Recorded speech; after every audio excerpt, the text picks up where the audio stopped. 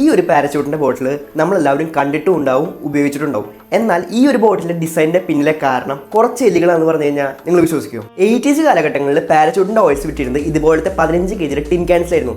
എന്നാൽ അത് ഒട്ടും യൂസർ ഫ്രണ്ട്ലി വരുന്നില്ല, തുറക്കാൻ വളരെയധികം ബുദ്ധിമുട്ടുള്ളതായിരുന്നു. അപ്പോഴാണ് മാരിക്കോയുടെ ഫൗണ്ടറായ മിസ്റ്റർ മാരിവാല ഒരു അപ്ഗ്രേഡിനായിട്ട് പ്ലാസ്റ്റിക് ബോട്ടിൽ മാർക്കറ്റിൽ ഇൻട്രൊഡ്യൂസ് ചെയ്യുന്നത്.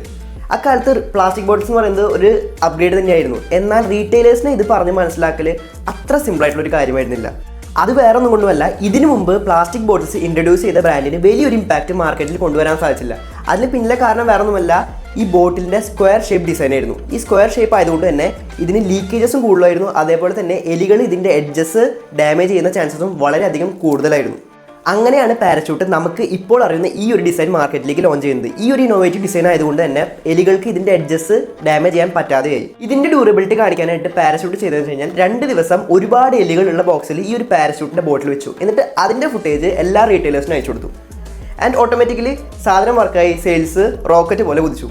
ആലോചിച്ച് നോക്കൂ, എലികൾക്ക് പോലും ഒരു ബ്രാൻഡ് സൃഷ്ടിക്കുന്നതിൽ ഇത്ര അധികം റോൾ ഉണ്ടായിട്ടുണ്ട്.